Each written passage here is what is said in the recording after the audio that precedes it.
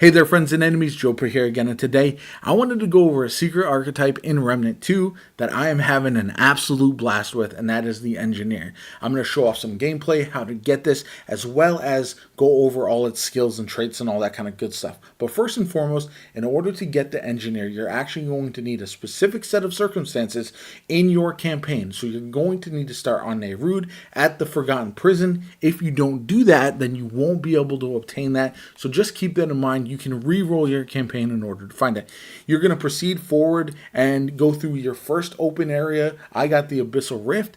And then you're going to proceed through the campaign chasing Telratha in order to get your second open world area, which for me was the Aeon Vault.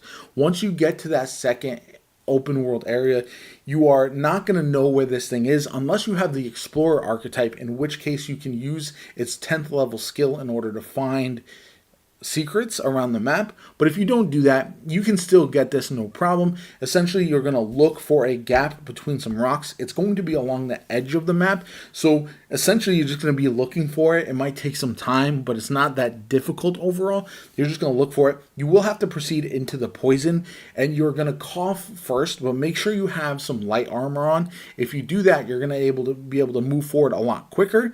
And essentially, once you stop coughing, you're going to run forward, jump over the gap that you see right in front of you. You're going to grab the Technician armor set, which I absolutely love. I think it's one of the best armor sets in the game as far as appearance goes, and I really enjoy that we got that alongside of getting the Engineer archetype as well. So that's something that I think is really, really cool. But then after that, you're going to drop down off the ledge. You're not really going to know which way you're going. Just hit the left real quick, drop down off the ledge, and you're going to grab an alien artifact, essentially, which you're going to bring back to Wallace. Once you do so, you're going to give it to him, pay your scraps, all that good stuff, and you'll have the archetype available. This is going to be so much fun, and I definitely recommend trying this out if you grab it.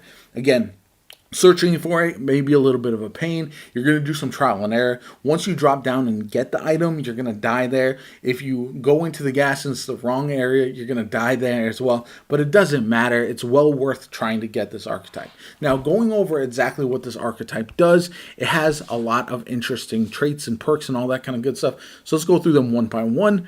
First off, it's the Prime perk, High Tech. Holding the skill button will overclock a carried or deploy heavy weapon.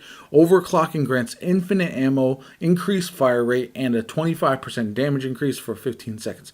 I wasn't using this at first, but it's very, very effective, so definitely pay attention to that and use that as often as possible.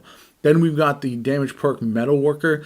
Increases skill damage by 5%. Heavy weapons gain 5% ammo capacity and 2.5% max health. We also have other perks, Magnetic Field. Heavy weapons grant 15% damage reduction to allies within 2.5 meters.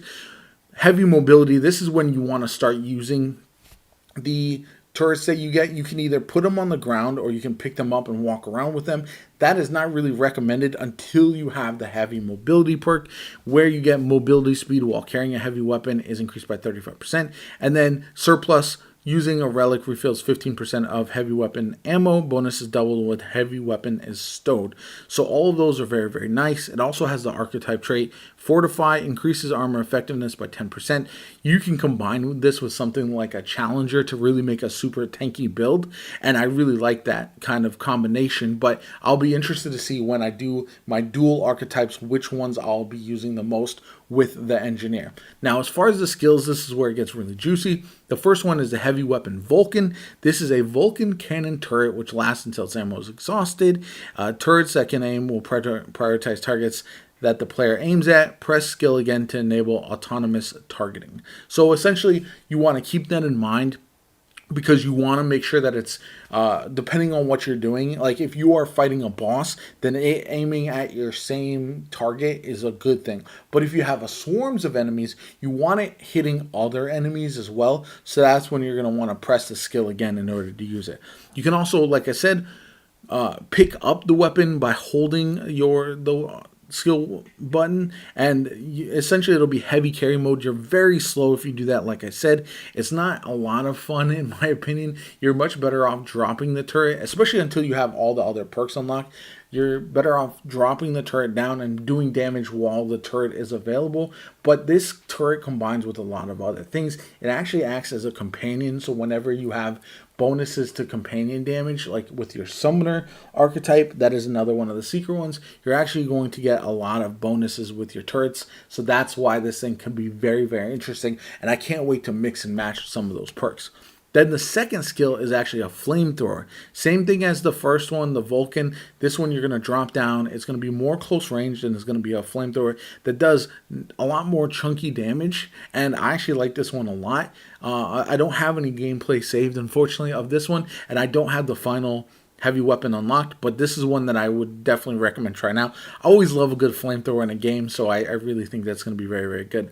Then we've got the impact cannon. This is going to be your heavy single target damage type of turret, and I can't wait to get hands on with this. I haven't unlocked all of these things yet, but once I do, I'll make a full build and guide to the engineer as far as not only how to build it out, what weapons work really well with the engineer, but also what second archetypes will work the best when you're combining them. And really, first and foremost, I would say the handler is going to be good as a second option. Challenger as well could be very, very nice, but it's going to be a wait and see before I can know which of the various skills and perks stack and cross over, because the synergy looks like it's going to be there, but I really want to test them out for myself.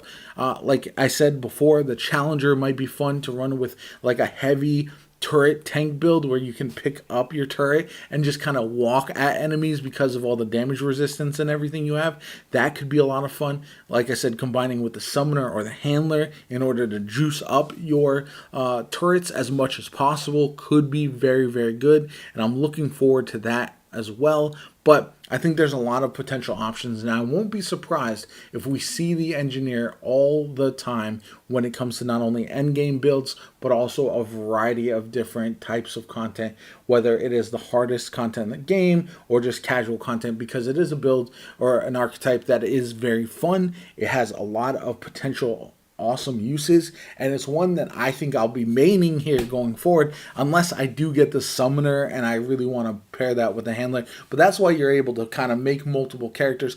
Reminder, once you get an archetype unlocked, you can actually use it across your other characters. You don't have to continuously unlock it. So I can make a fresh character with the engineer, with its all the additional crossover archetypes, instead of just playing my current playthrough. So that's something to keep in mind as well, and it's definitely something I'm going to consider going forward. I hope you enjoyed the video. If you did, hit the like button, subscribe to the channel, helps me out tremendously, shows you want to see more Remnant 2 content. I'm really enjoying this game so far, and I'd love to hear what types of content you guys are enjoying the most with this game, but also which of the archetypes that you have so far is your favorite. So let me know in the comments down below. My name is JoPa. I hope you have a good one. I'll catch you all later.